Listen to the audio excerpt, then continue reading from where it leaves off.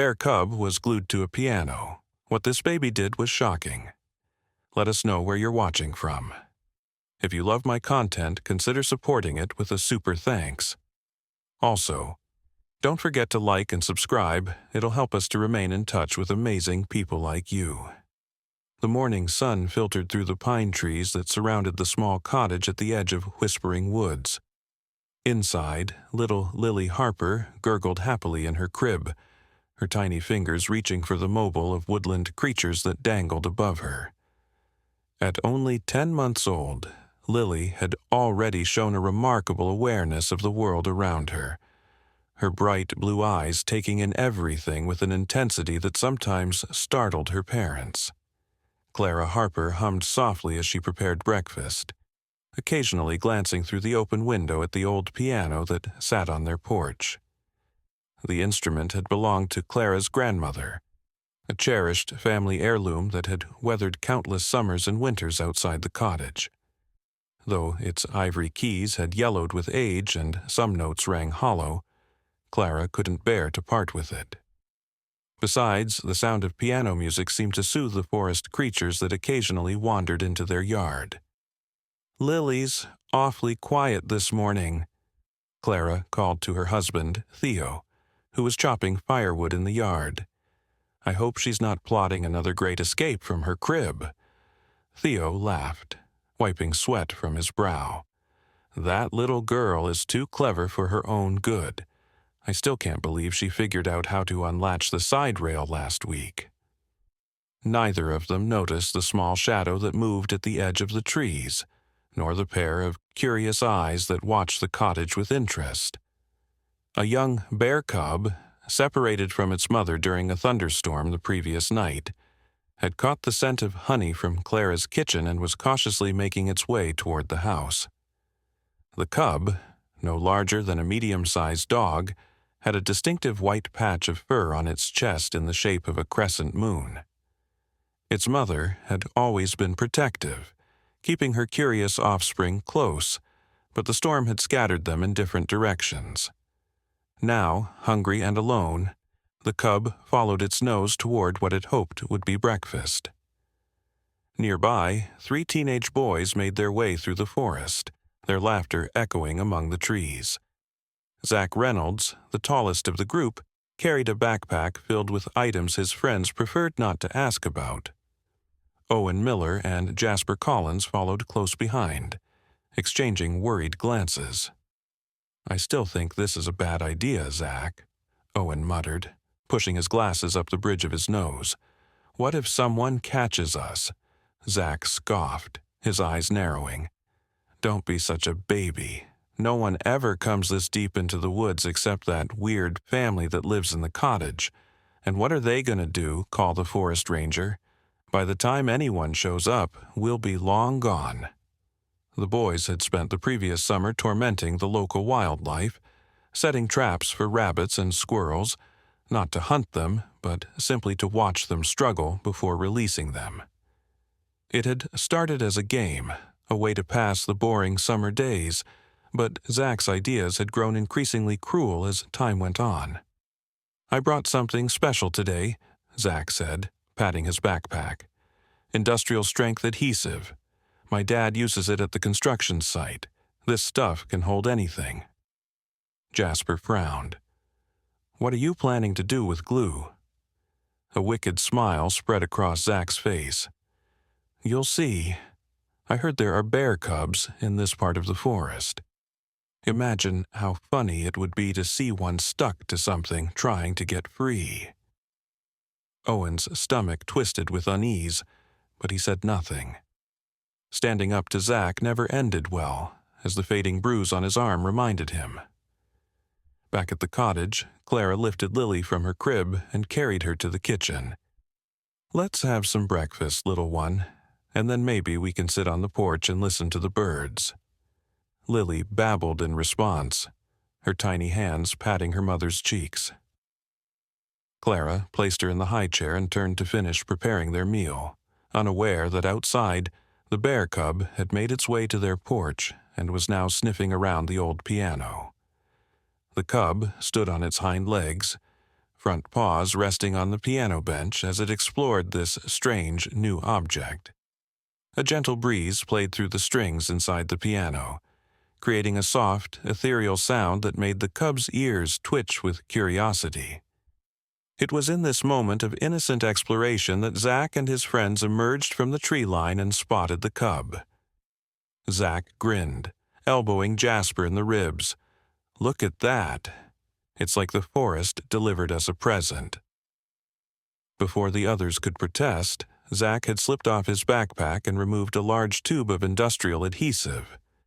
Owen's eyes widened in horror. "Zack, no, that's too far. You could seriously hurt it." But Zack was already moving toward the porch, his movements slow and deliberate to avoid startling the cub. Owen and Jasper hung back, torn between their fear of Zack and their growing discomfort with his actions. Inside the cottage, Clara spooned applesauce into Lily's mouth, laughing as most of it ended up on the baby's chin. Theo had come inside and was washing up at the sink, his back to the window that overlooked the porch. "I think I'll head into town after breakfast," Clara said. "We're running low on flour, and I promised Mrs. Whitaker I'd bring her some of those herbal remedies for her arthritis." Theo nodded, drying his hands on a towel. "I can watch Lily. We'll have some father-daughter time, won't we, sweetheart?" Lily responded with a happy squeal, banging her spoon against the high-chair tray. Outside, Zack had reached the piano and was eyeing the cub, which was now pawing at the keys, delighted by the sounds it could produce. With quick, practiced movements, Zack squeezed a generous amount of the adhesive onto several of the piano keys. "Hey there, little bear," he whispered, his voice falsely sweet. "Want to play a song?" The cub, startled by the human voice, turned its head. Zack backed away slowly, rejoining his friends at the edge of the yard. "Now we wait," he said, crouching behind a large bush. The cub, after determining that the human posed no immediate threat, returned its attention to the piano.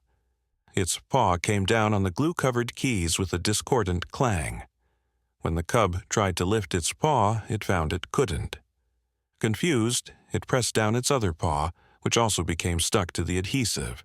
Panic set in as the cub realized it was trapped. It let out a distressed whine, pulling desperately against the glue that held its paws firmly to the piano keys. The more it struggled, the more frantic it became, its cries growing louder and more pitiful. Zack snickered, elbowing Owen. "Look at it squirm, isn't that hilarious?" Owen felt sick to his stomach. "We have to help it. This isn't funny, Zack." "Don't be such a wimp," Zack snapped. "It'll break free eventually, probably." Inside the cottage, the sound of the discordant piano notes and the cub's cries filtered through the open window. Clara frowned, looking toward the sound. "Theo, do you hear that? It sounds like an animal in distress." Theo moved to the window, peering out at the porch. His eyes widened as he spotted the bear cub, its paws stuck to the piano, thrashing in panic. "Clara, there's a bear cub on our porch. It's stuck to the piano somehow." He squinted, noticing something else. "And I think there are kids hiding in our yard, watching it." Clara gasped, instinctively moving to pick up Lily from her high chair. "What should we do? Should we call animal control?" Theo's brow furrowed. "By the time they get here, that poor cub will have exhausted itself. And its mother could be nearby, if she hears it in distress." He let the implication hang in the air. A mother bear coming to her cub's rescue would be a danger to everyone. "I'll try to free it," Theo decided, moving toward the door. "You stay inside with Lily." Clara nodded, clutching their daughter close. But as Theo reached for the doorknob, something unexpected happened. Lily began to squirm in Clara's arms, her little face scrunched up in concentration as she pointed insistently toward the window. "Bah," she said firmly. "Bah." It was the clearest sound she had ever made. Not quite a word, but clearly meant to communicate something important. Clara and Theo exchanged puzzled glances. "I think she's trying to say bear," Clara whispered, amazed. As if to confirm this, Lily repeated the sound, more urgently this time. "Ba! Ba!" And then, to her parents' astonishment, Lily began to cry, not her usual cry of hunger or discomfort, but deep, heaving sobs that seemed to echo the distress of the creature outside. Neither Clara nor Theo had ever seen their daughter react this way to an animal before. It was as if she felt the cub's pain as her own, an inexplicable connection that transcended the boundaries between human and animal, adult and infant. "She's empathizing with it," Theo said softly, wonder in his voice. Outside, the bear cub's struggles were growing weaker, its cries softer as exhaustion set in, and from the depths of the forest came a new sound, a low, rumbling growl that made the hair on the back of the Theo's neck stand up.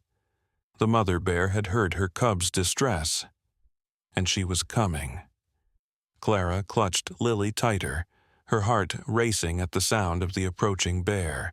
"Theo, if the mother bear is coming, we need to get that cub free. Now." Theo nodded, his face pale. "Stay inside with Lily. Lock the door behind me." "No," Clara said firmly, surprising herself with her resolve. "We can't separate.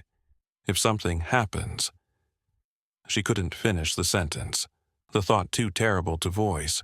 From their hiding spot, Zack and his friends had also heard the mother bear's growl. Fear replaced Zack's cruel amusement as he realized the danger he had created.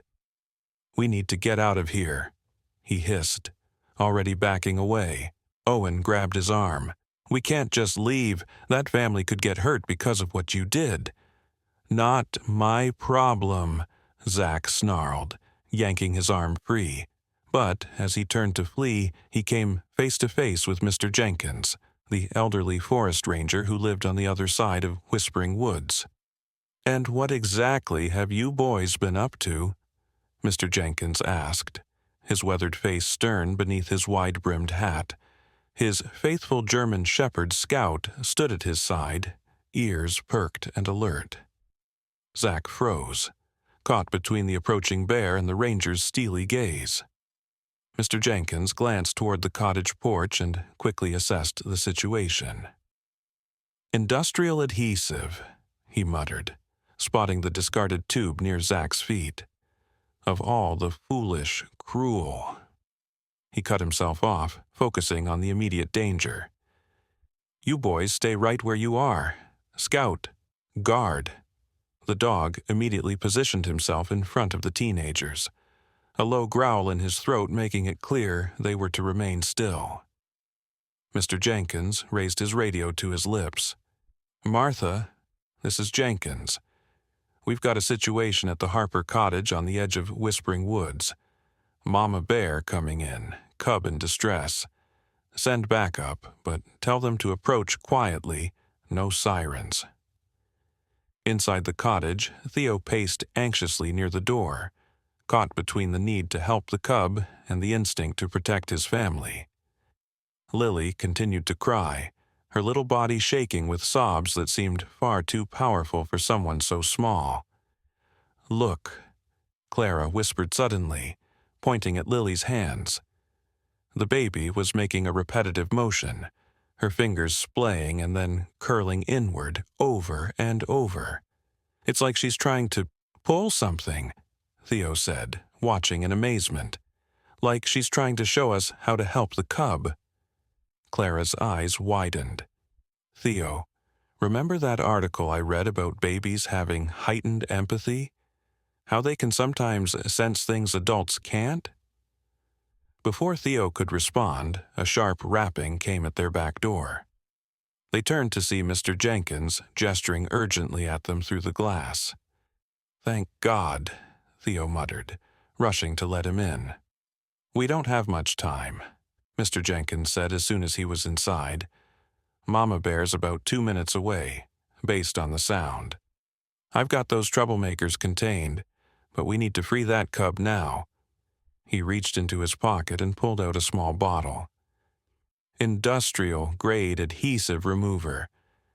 Never leave home without it. Not with the number of kids who think it's funny to glue mailboxes shut these days. Despite the tension, Clara couldn't help a brief smile at the ranger's preparedness. But Lily was still crying, still making those strange, pulling motions with her hands.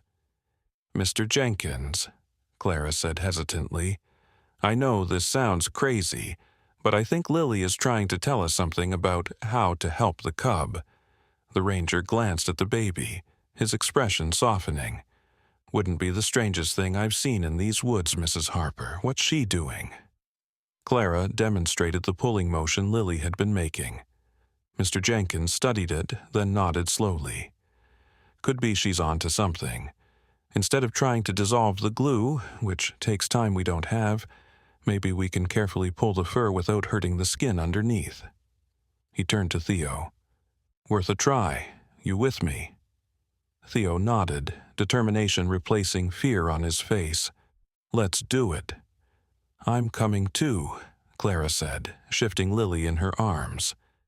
When both men began to protest, she cut them off.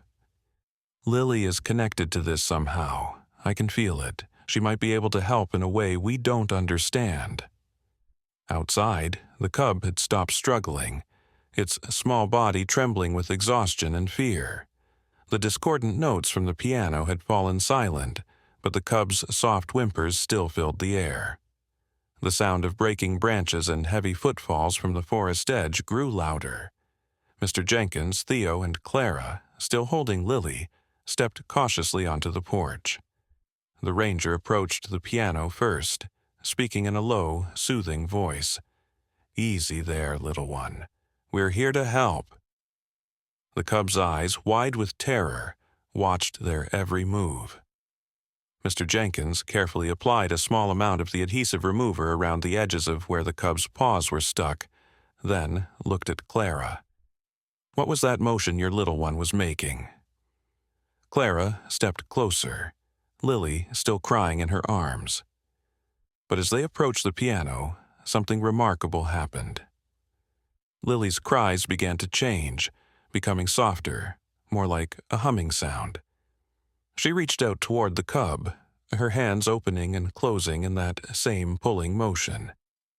The cub, surprisingly, grew calmer at the sound of Lily's humming. Its eyes, fixed on the baby, lost some of their wild fear. "I'll be damned," Mr. Jenkins whispered. Following Lily's seeming instructions, the ranger gently began to work his fingers under the cub's paw, carefully separating fur from glue rather than trying to pull the paw directly. Theo quickly caught on and did the same with the cub's other paw. "It's working," he breathed, as one of the cub's paws began to come loose. But time was running out. The mother bear's growls were much closer now, and the sound of her powerful body moving through the underbrush told them she was only moments away. "Almost there," Mr. Jenkins muttered, working faster but still gentle enough not to hurt the cub. And then, in a moment none of them expected, Lily let out a sound. Not a cry, not a babble, but a sound so similar to the cub's earlier whimpers that all three adults froze in shock. The cub's head tilted, ears perked forward at the sound. Lily made the noise again, her little face scrunched in concentration. "She's talking to it," Clara whispered, awestruck. As if in response to this unexpected communication, the cub gave one final, mighty pull, and suddenly its paws were free, though patches of fur remained stuck to the piano keys. Relief flooded through everyone on the porch, but it was short-lived. The tree line at the edge of the yard suddenly erupted as a massive shape burst through. The mother bear, her eyes wild with protective fury, her powerful body charging straight toward the cottage. Ranger Jenkins stepped forward, placing himself between the bear and the family. "Get inside," he ordered calmly. "Take the cub with you." "What? Are you crazy?" Theo gasped. "Trust me," the ranger said, not taking his eyes off the approaching bear. "If the cub is safe with you, she won't attack. But we need to show her that her baby is okay." Without further hesitation, Theo scooped up the frightened cub, which was too exhausted to resist, and they all hurried inside the cottage. Through the window, they watched as Mr. Jenkins stood his ground, one hand raised toward the mother bear, the other slowly reaching for something in his pocket. The bear skidded to a halt about 20 feet from the ranger, rising onto her hind legs with a roar that seemed to shake the very foundations of the cottage. Her massive head swung from side to side, searching for her cub. Inside, the cub began to whimper again, trying to scramble out of Theo's arms toward the sound of its mother. Lily, still in Clara's arms, reached toward the cub, making that same strange sound from before. And then, to everyone's amazement, the cub responded with a similar noise. It was like they were having a conversation none of the adults could understand. Outside, Mr. Jenkins had withdrawn a small flute from his pocket and was playing a soft, strange melody. The mother bear had dropped back to all fours, but was still growling, her powerful body tense and ready to charge. "What is he doing?" Clara whispered, watching through the window. Theo shook his head, equally baffled. "I don't know, but whatever it is, I hope it works." The ranger continued to play, the melody rising and falling like the wind through the trees. The mother bear's growls gradually softened, though her body remained tense. Inside the cottage, another extraordinary thing was happening. Lily had begun to sway gently in Clara's arms, as if moving to the rhythm of the ranger's flute. The bear cub, still in Theo's grasp, grew calmer, its eyes fixed on the baby. "Clara," Theo said softly, "I think you should take Lily to the window where the mother bear can see her." "What? Why?" "Because for some reason Lily can communicate with these bears. And right now, we need all the help we can get." Clara hesitated only a moment before moving carefully to the window, positioning Lily so the mother bear could see her. The baby immediately began to make those strange bear-like sounds again, louder now, as if calling to the mother bear. Outside, the massive bear's head swung toward the window, her dark eyes fixing on the baby and, beside her, her cub. For a long, tense moment, everything was still. The ranger with his flute frozen mid-note. The bear's massive body poised between attack and retreat. The family holding their breath inside the cottage. Then, slowly, the mother bear lowered her head, her aggressive stance relaxing just slightly. Mr. Jenkins, seizing the moment, changed his melody to something softer, more soothing. "Now," he called over his shoulder, never taking his eyes off the bear. "Bring the cub out, slowly. He can't be serious," Theo muttered. Clara looked at Lily, who was still making those soft bear-like sounds, still swaying to the ranger's music. "I think we need to trust him," she said, "and trust Lily." Heart pounding, Theo carried the cub to the door, Clara and Lily following close behind. As carefully as he could, he eased the door open and stepped onto the porch. The mother bear's growl deepened at the sight of her cub in human hands, but she didn't charge. Mr. Jenkins continued to play his flute, the melody weaving a strange spell over the tense scene. "Set the cub down on the steps," the ranger instructed quietly, then back away slowly. Theo did as he was told, gently placing the exhausted cub on the bottom step of the porch before retreating to stand with Clara and Lily. The cub, free at last, looked back at the family, especially at Lily, as if unsure what to do. Lily made that strange sound once more, and the cub answered with a soft whimper of its own. Then, with one final glance at the baby who had somehow spoken its language, the cub turned and stumbled toward its mother. The massive bear immediately nuzzled her offspring, checking it for injuries with surprising gentleness. The ranger's flute fell silent as the reunion unfolded. No one dared to move or speak, watching in awe as mother and cub communicated in soft grunts and whimpers. After what seemed like an eternity, the mother bear raised her head and fixed her gaze on Lily. The baby stared back, unafraid, and made the sound one more time. Quieter now, almost like a goodbye. The mother bear snorted once, then turned and ambled back toward the forest, her cub following close behind. At the edge of the trees, she paused, looking back at the strange gathering on the porch. Then, with a final huff, she disappeared into the shadows, taking her cub with her. The silence that followed was broken only by Lily's happy gurgle, as if satisfied with a job well done. "In 30 years as a forest ranger," Mr. Jenkins said at last, turning to face the family, "I have never seen anything like that." What just happened?" Clara asked, her voice trembling with relief and lingering fear. How did Lily know how to make those sounds? How did she know how to help the cub? The ranger shook his head, a look of wonder on his weathered face. "Some things in these woods defy explanation, Mrs. Harper, but I've heard stories." "Stories?" Theo prompted, when the ranger fell silent. Mr. Jenkins tucked his flute back into his pocket, his eyes distant. "Old stories. Native legends about children born with a special connection to the forest and its creatures. Forest-touched, they called them.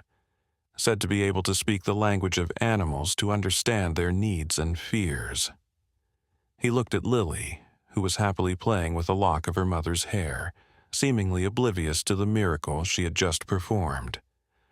"I always thought they were just tales to tell around the campfire, but now—" Before he could continue, the sound of vehicles approaching drew their attention. 2 Forest Service trucks were making their way up the dirt road toward the cottage, followed by a police car. "The cavalry arrives," Mr. Jenkins said dryly, a bit late to the party. As the vehicles pulled up and uniformed figures spilled out, Clara held Lily close, looking toward the forest where the bears had disappeared. "Forest touched," she whispered, the word settling around her daughter like a mantle. What did it mean for Lily's future? What other wonders might her special girl reveal as she grew? But those were questions for another day. For now, they were safe. The bears were safe. And even the delinquent teenagers, still under Scout's watchful eye at the edge of the yard, would face justice rather than the consequences of a mother bear's wrath. As Clara recounted the incredible events to the newly arrived authorities, she noticed something strange. Tiny green shoots were sprouting from the ground around the piano where the cub had been trapped, bursting through the soil as if in a time-lapse video of spring's arrival. "Theo," she whispered, nudging her husband and pointing. "Look." Where the adhesive remover had dripped onto the porch, mixing with drops of the cub's blood from its injured paws, flowers were blooming. Not ordinary wildflowers, but rare orchids that Mr. Jenkins would later tell them hadn't been seen in Whispering Woods for over a century. Life springing from cruelty, transformed by compassion. A baby speaking the language of bears. A mother's fierce love crossing the boundaries between human and animal. And this was only the beginning of the wonders that would unfold in the quiet cottage at the edge of Whispering Woods, all because a bear cub was glued to a piano, and a special baby did something truly shocking. 3 weeks later, Clara sat on the porch with Lily in her lap, watching the sun filter through the trees. The piano, cleaned of all traces of glue, stood silent beside them. Ever since the incident, Clara had been waiting, wondering if they would see the bears again, if Lily's connection to the forest creatures had been a one-time miracle, or the first glimpse of something more enduring. Theo emerged from the cottage, carrying a tray with 3 steaming mugs. Mr. Jenkins, who had taken to visiting them regularly since that fateful day, settled into a rocking chair with a satisfied sigh. "The flowers are still blooming," the ranger noted, nodding toward the riot of orchids that now surrounded the piano. "Never seen anything like it. Botanists from the university are having a field day trying to explain it." Clara smiled, her fingers gently stroking Lily's soft hair. "Any sign of our bear friends?" Mr. Jenkins sipped his tea before answering. "Tagged a female with a cub last week about 2 miles north of here. Cub had a white crescent on its chest." Theo and Clara exchanged excited glances. "It was them," Theo said. "They're okay. More than okay," the ranger confirmed. "Healthiest bears I've seen in years." He hesitated, then added, "There's something else you should know. Those orchids, they're not just rare, they're supposed to be extinct, and they have properties that—" He was interrupted by a soft sound from the forest edge. All 3 adults turned to look, and even Lily, who had been dozing, suddenly perked up in Clara's lap. There, just visible in the dappled shadows beneath the trees, stood the mother bear and her cub. They made no move to approach, simply watching the gathering on the porch with intelligent eyes. Lily let out one of her now familiar bear sounds, softer than before, almost like a greeting. The cub responded in kind, taking a step forward before its mother gently nudged it back. "Don't move," Mr. Jenkins whispered, though no one had any intention of doing so. "This is unprecedented."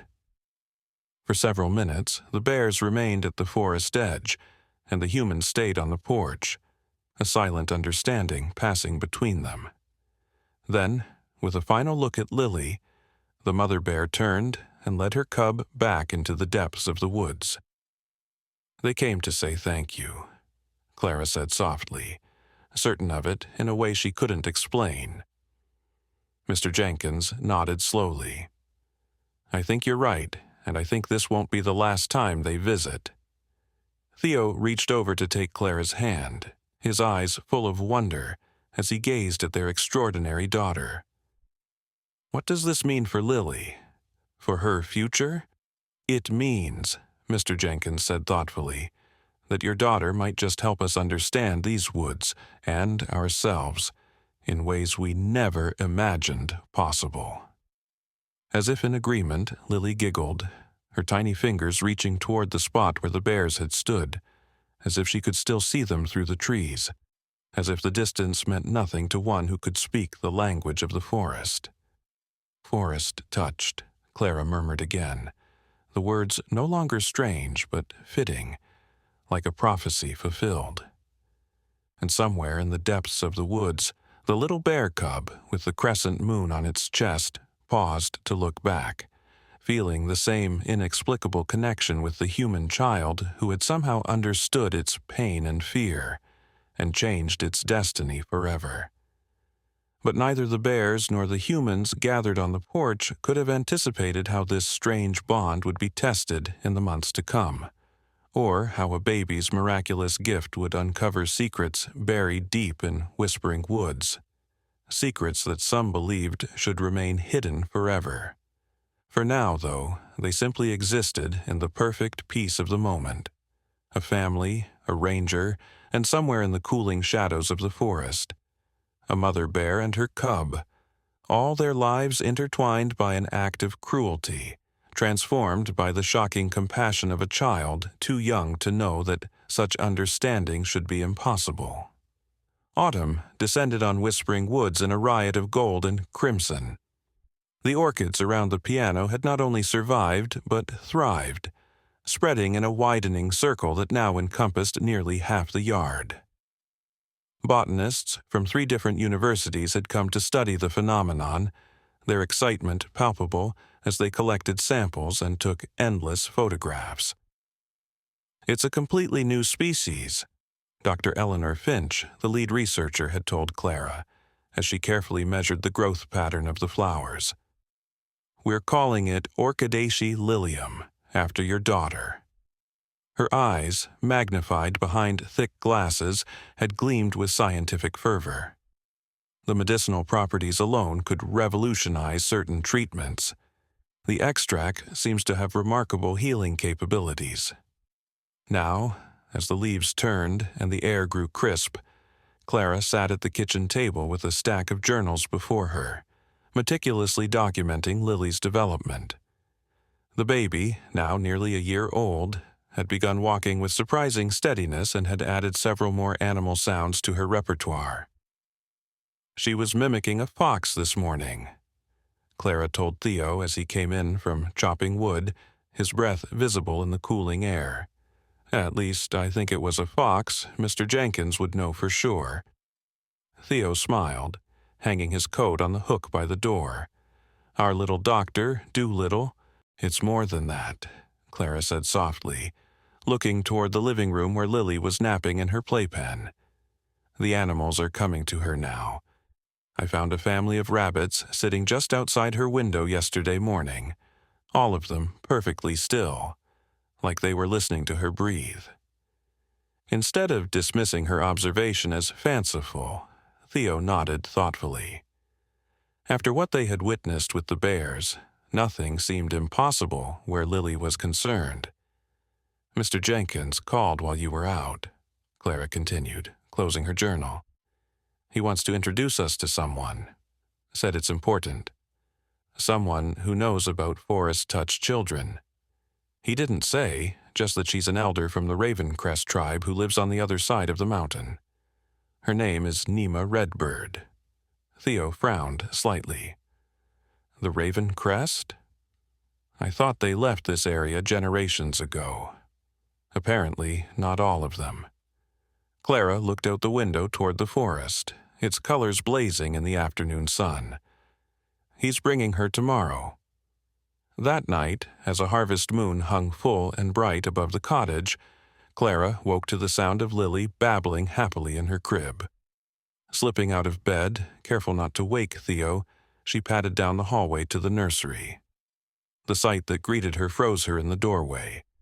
Perched on the windowsill, illuminated by moonlight, was a great horned owl, its feathers a tapestry of brown and white, its eyes golden discs fixed on Lily.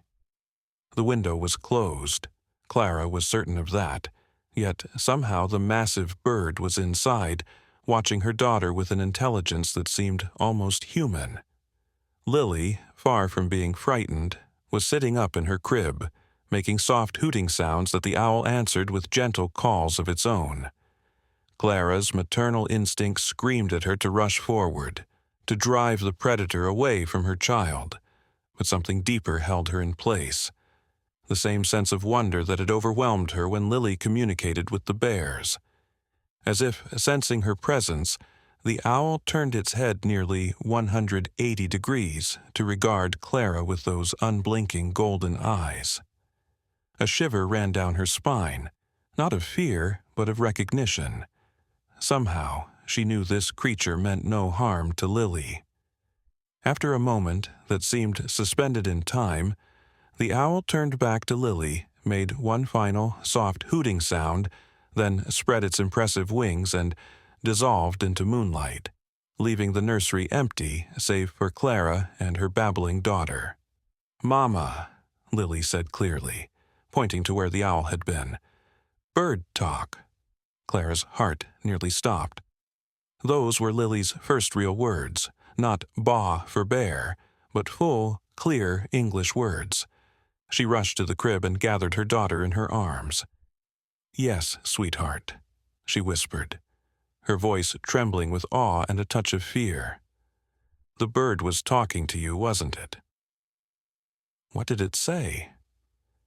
But Lily had already moved on, her attention captured by the mobile of woodland creatures spinning slowly above her crib. Clara checked the window, finding it securely latched from the inside.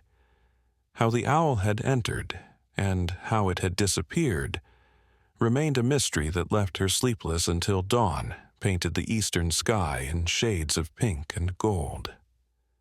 The next day brought fog rolling down from the mountains, wreathing the trees in ghostly white tendrils. By mid-morning, the mist had given way to a gentle rain that drummed softly on the cottage roof. Mr. Jenkins arrived precisely at noon, his Forest Service truck splashing through puddles on the dirt road. Beside him sat a woman Clara guessed to be in her 80s, her copper skin etched with the lines of a long life, her silver hair braided and wrapped in a crown atop her head. Despite her age, she moved with fluid grace as she stepped from the truck, seemingly unbothered by the rain that dampened her embroidered shawl. "Mrs. Harper," Mr. Jenkins said as Clara opened the door, "this is Nima Redbird, elder of the Ravencrest people and keeper of the old ways."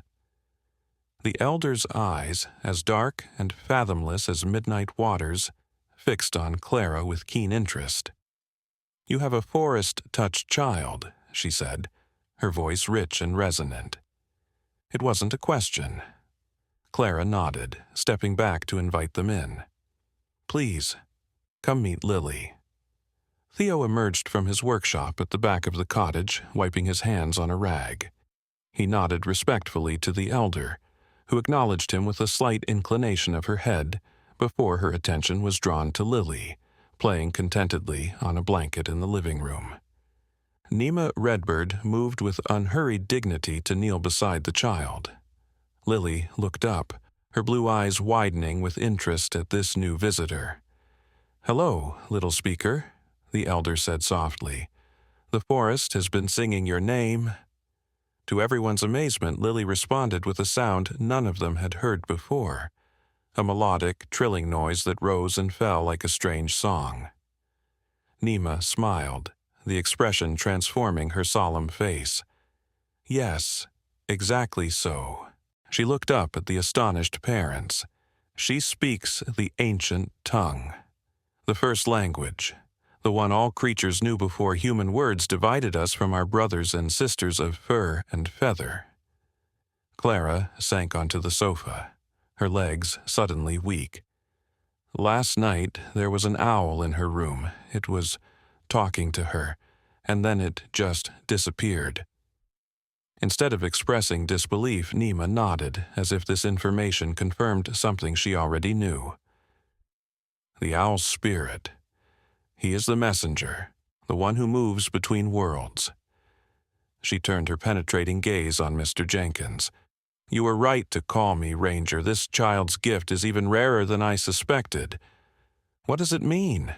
Theo asked, moving to sit beside Clara, taking her hand in his. "Why Lily? Why our family?"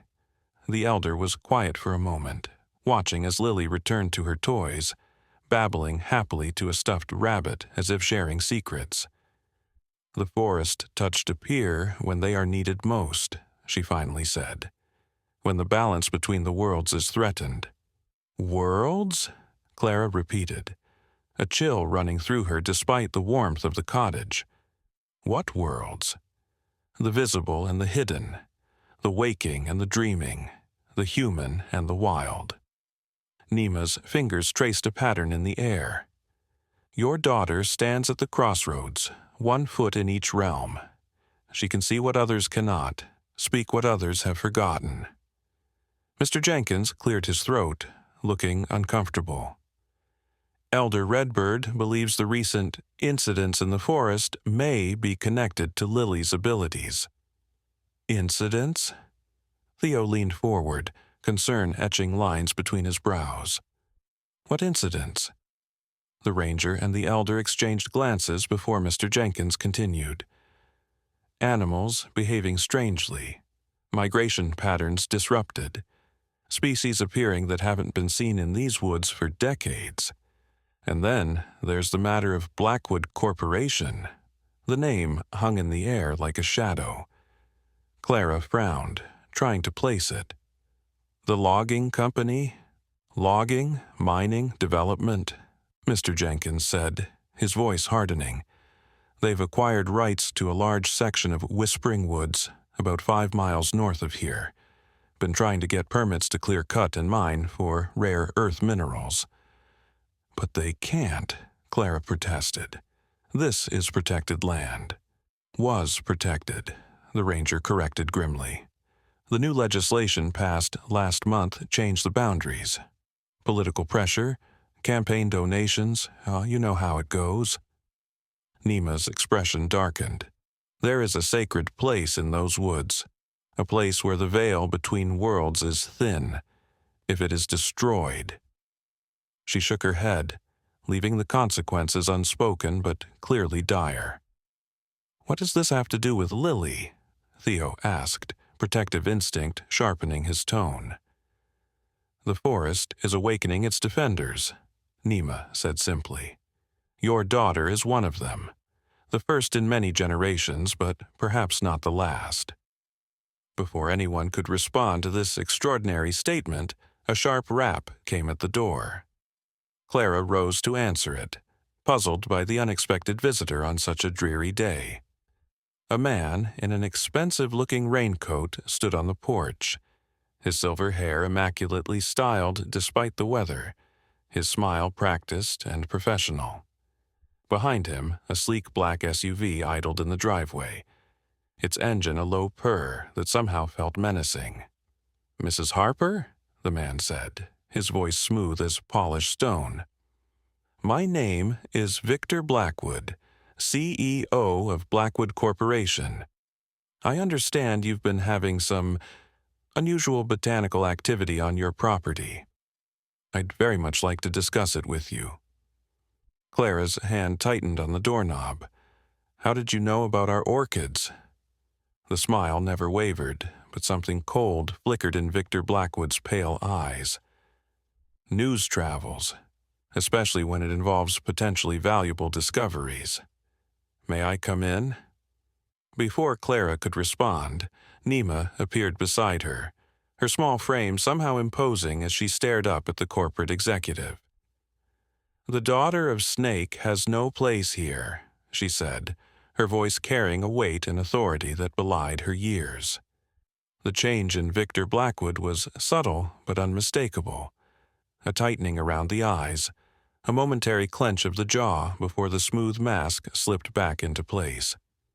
"Ah, Elder Redbird, I wasn't aware you were acquainted with the Harpers." He inclined his head in a gesture of respect that didn't reach his eyes. "Perhaps we could all have a civilized conversation about the opportunities these discoveries present, for everyone's benefit." From inside the cottage came a sound that raised the hair on the back of Clara's neck. Lily making the same warning growl they had heard from the mother bear months ago, a sound no human child should have been capable of producing. Victor Blackwood's gaze shifted past Clara to where Lily must have been visible from the doorway. Something like recognition flashed across his features, quickly masked by his professional demeanor. "Another time, perhaps," he said, taking a step back. "My card, should you reconsider?"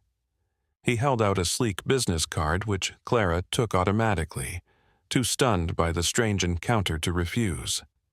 As the black SUV pulled away, its tires spraying gravel, Nima closed the door with a finality that echoed through the cottage. "He knows," she said, her voice barely above a whisper. "He recognizes what your child is." "How could he?" Theo demanded, lifting Lily protectively in his arms. The baby had stopped growling, and now watched the adults with solemn eyes that seemed far older than her years. "Because Victor Blackwood is more than he appears," Mr. Jenkins said grimly. "His family has been in this region for generations. There are stories." "Not stories," Nima corrected. "History. The Blackwoods have always sought power from the old places, taking what is not theirs to take. And now, with their machines and their money, they seek the heart of the forest itself." Clara looked down at the business card in her hand. Embossed in silver on the black surface was Blackwood Corporation's logo, a stylized tree with roots that formed an intricate pattern reminiscent of a labyrinth. "What does he want with Lily?" she asked, though she feared she already knew the answer. A forest-touched child can find the hidden paths, Nima said, her gaze never leaving the door, as if she could still see the man through the solid wood. Can speak to the guardians, can open doors that should remain closed. Mr. Jenkins ran a hand through his graying hair, his expression troubled. I need to make some calls, check on the permits they've filed, if they're moving equipment in already. A sharp crack of thunder punctuated his words, making everyone except Nima jump. The elder merely nodded, as if the storm was confirming her warnings. Tonight is the hunter's moon, she said. The veil grows thin. Keep your child close, daughter of Earth. The forest will call to her, and others will listen for her response. As if on cue, Lily made the trilling sound again, the one that had so startled them when she first greeted Nima. This time, however, it was answered by a chorus of similar sounds from outside, rising above the patter of rain against the windows. Clara moved to the nearest window and pulled back the curtain. Her hand flew to her mouth to stifle a gasp. The yard was filled with animals: deer, rabbits, foxes, raccoons, birds of every description perched on branches and fence posts. All of them perfectly still, their eyes fixed on the cottage, as if waiting. They have come for guidance, Nima said, coming to stand beside Clara. The old alliances are being remembered. What do they want? Clara whispered, unable to tear her gaze from the extraordinary gathering. Protection, the same as any of us would want for our homes and children. The elder's voice held a sorrow as ancient as the mountains. The machines begin their work tomorrow. The forest knows its time grows short. Theo joined them at the window, Lily still in his arms. The baby made the trilling sound once more, and as one, the assembled animals replied, a cacophony of calls, cries, barks, and songs that somehow blended into a harmony that vibrated through the air. She's leading them, Mr. Jenkins said in awe, coming to stand behind the family. Like a conductor with an orchestra. Clara turned to the elder, a resolve hardening within her that surprised even herself. What can we do? How can we help? Nima studied her for a long moment, as if measuring her worthiness for some great task. Whatever she saw seemed to satisfy her, for she nodded and reached into a pouch at her waist, withdrawing a small object wrapped in soft buckskin. The time has come to return this to the forest, she said, carefully unwrapping the bundle to reveal a stone the size of a hen's egg, deep green with veins of gold running through it like frozen lightning. It was entrusted to my ancestors when the first Blackwoods came with their greed and their iron. It has waited for the next forest touched to arise. As soon as the stone was revealed, Lily let out a delighted laugh and reached for it with eager hands. The stone seemed to respond, the gold veins pulsing with a soft light that cast strange shadows across the room. "What is it?" Theo asked, his voice hushed. "The heart of Whispering Woods," Nima replied, "or a piece of it, the smallest fragment, broken off to keep safe until it could be made whole again." Outside, the animals remained in their eerie vigil, unmoving despite the rain that had begun to fall more heavily.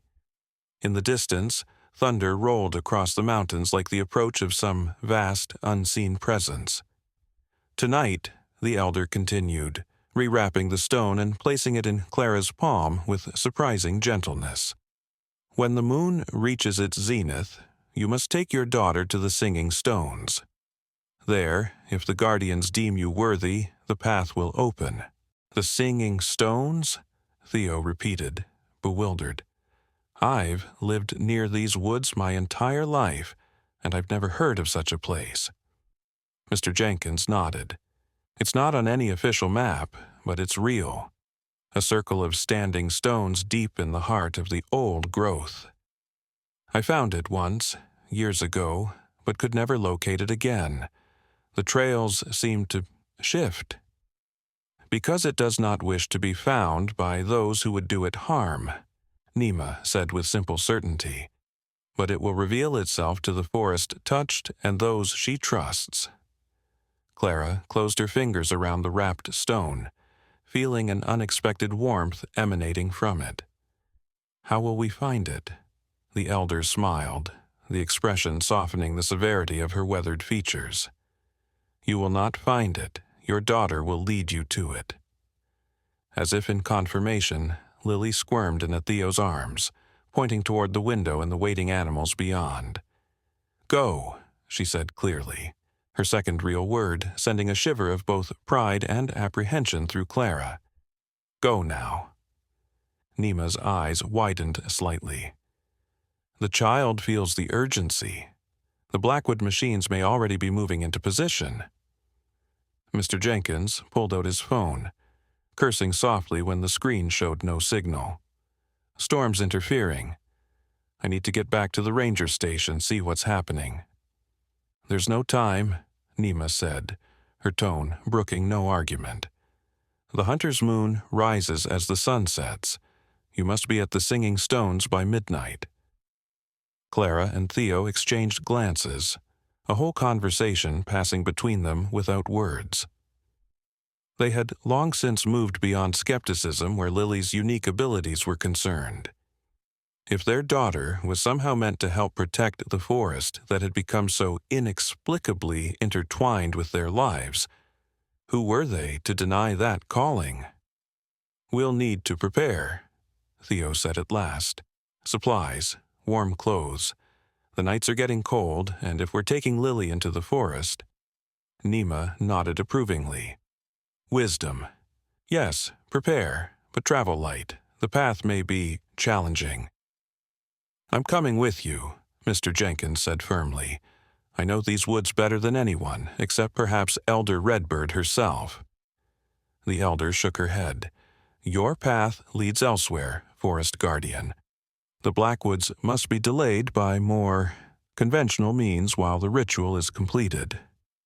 A look of understanding crossed the ranger's face. You want me to use the legal channels, permits, inspections, bureaucratic red tape, the old ways and the new, working in harmony, Nima confirmed with a slight smile. It is as it should be. Outside, a particularly loud clap of thunder shook the windows.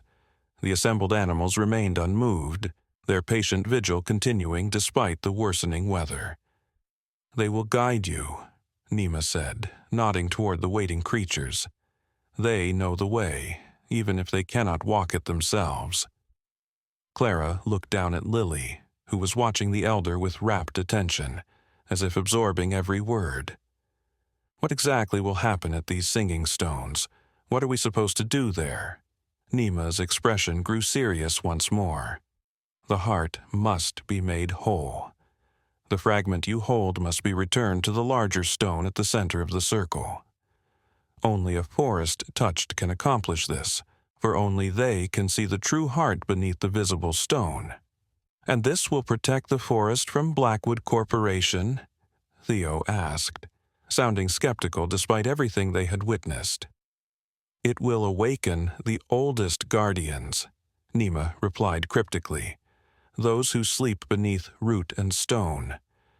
Before Clara could ask for clarification, Lily made a new sound, a low, melodious humming that seemed to resonate with the very air around them. Outside, the animals stirred at last, many of them turning to look toward the depths of the forest. They sense it, Nima whispered, an urgency entering her voice. The machines have crossed the boundary. You must hurry. Clara clutched the stone fragment tighter, feeling its warmth pulse against her palm in time with Lily's strange humming. The weight of responsibility settled over her, not just for her daughter's mysterious gift, but for the ancient forest that had become their home, and all the creatures that dwelled within it. We'll go as soon as we're prepared, she said, meeting the elder's intense gaze without flinching. For Lily, for the forest. Nima inclined her head, satisfaction evident in her dark eyes. The cycle continues, the balance will be restored. She reached out weathered hands to touch Lily's cheeks with gentle fingers. Guide them well, little speaker. The forest has waited long for your voice. Lily smiled at the elder, a smile that seemed far too knowing for a child not yet a year old. Then she turned those wise eyes toward the window and the wild creatures beyond, a look of determination transforming her baby features into something ancient and powerful. Go, she said again, pointing toward the deepening shadows of Whisperin'.